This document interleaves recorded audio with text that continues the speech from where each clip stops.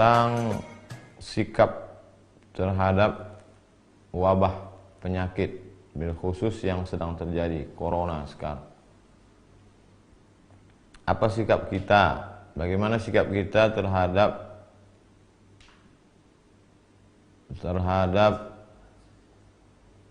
beberapa daerah yang mengosongkan masjid, tidak melaksanakan sholat Jumat dan sholat berjamaah? Apakah sebaiknya kita sholat ke masjid atau di rumah pada saat bencana, pada saat wabah? Maka Nabi SAW sudah mengajarkan kepada kita dalam Sahih Bukhari dan Muslim, idza sami'tum bihi ta'un, idza sami'tum bihi, kalau kamu mendengar ada bihi di situ maksudnya ta'un, wabah, bencana, musibah, penyakit, bi ardin, pada suatu daerah, la taqdimu alaih, jangan kamu datang ke sana. Kita sudah tahu di daerah itu ada wabah penyakit, maka kita jangan datang. Wa idza waqa'a bi ardin wa antum biha, kalau kamu berada di suatu tempat dan di situ ada wabah penyakit, fala takhruju firaran minhu, maka jangan keluar dari daerah itu. Ini kan yang dilakukan oleh beberapa negara sekarang. Italia misalnya, kita sudah tahu di sana ada wabah terbesar nomor 2 setelah Cina, maka kita jangan ke sana, jangan liburan ke sana. Ini dikasih cuti malah pergi liburan ke Eropa. Dan kalau kita udah sempat ke sana, maka jangan pulang ke Indonesia. Alhamdulillah sekarang sudah ada karantina 14 hari untuk sterilisasi. Kalau sudah bersih, dia steril, tidak ada membawa virus, baru dia boleh lagi berinteraksi sosial dengan masyarakat.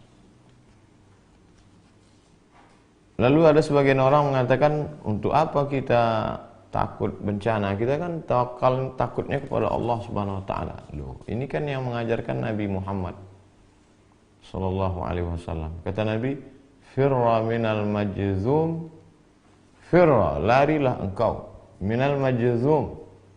Kalau ada orang yang terkena penyakit menular, di sini dalam konteks ini Nabi menyebutkan penyakit kusta. Firra minal, larilah engkau dari orang yang kena penyakit kusta, firaraka minal asad, seperti engkau lari dari singa. Jadi kita lari dari suatu daerah kawasan yang banyak virus itu bukan kita lari dari takdir. Bahkan pada masa Sayyidina Umar bin Khattab ada suatu lembah, di situ banyak wabah, hama, virus. Kemudian kata Umar bin Khattab, mari kita pindah ke tempat yang tidak ada manusia di situ, yang bersih, steril. Loh, kalau begitu kita lari dari takdir, kita pindah dari takdir yang buruk ke takdir yang baik. Nah, jadi bukan berarti ketika ada orang terkontaminasi bakteri lalu saya tidak takut pada bakteri, hanya takut pada Allah. Itu tidak betul. Kita sudah meninggalkan sunnah Rasulullah SAW.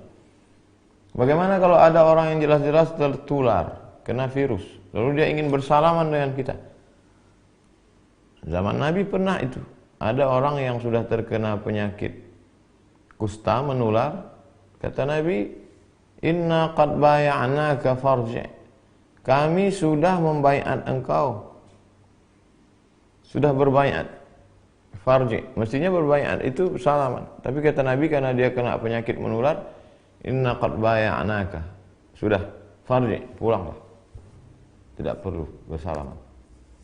Jadi yang kita lakukan hari ini, tidak berinteraksi sosial dengan orang yang dikhawatirkan menularkan virus, tidak bersalaman, bukan meninggalkan sunnah, justru sedang melaksanakan sunnah.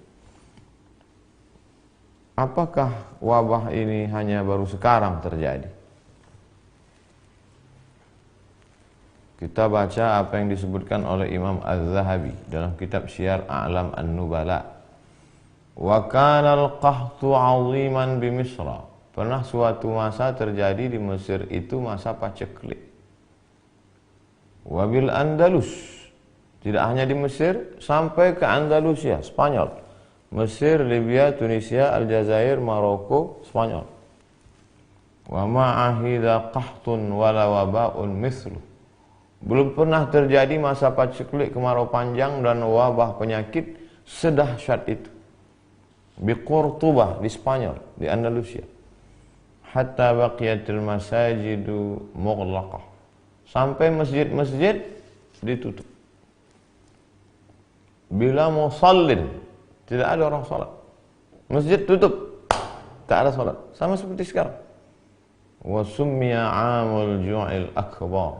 Tahun itu disebut dengan tahun al-ju'il akbar.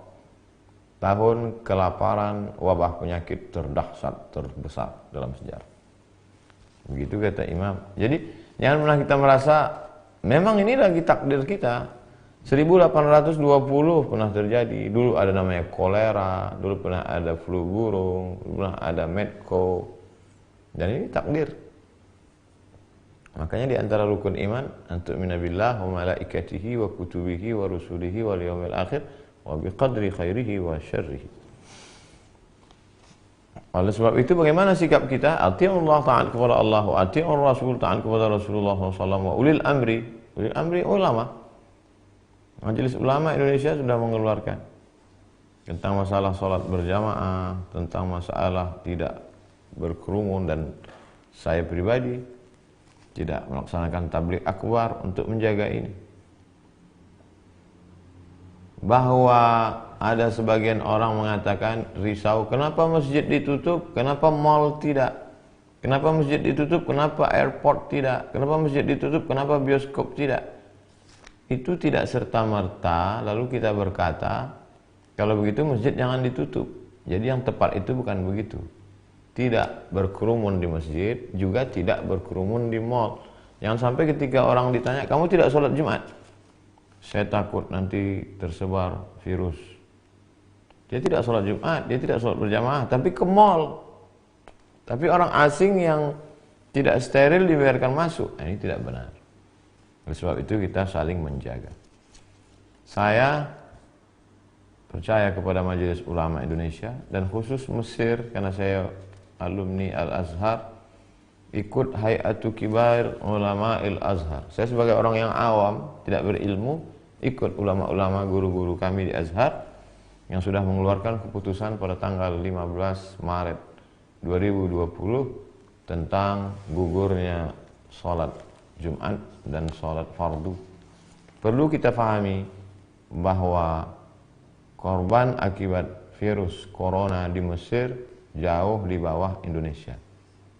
Coba lihat pengumuman, paling tinggi di atas Cina, setelah itu Italia, setelah itu Iran. Kita, Mesir jauh di bawah. Oleh sebab itu Mesir saja langkahnya begitu, apalagi kita. Wallahu a'lam bishawab.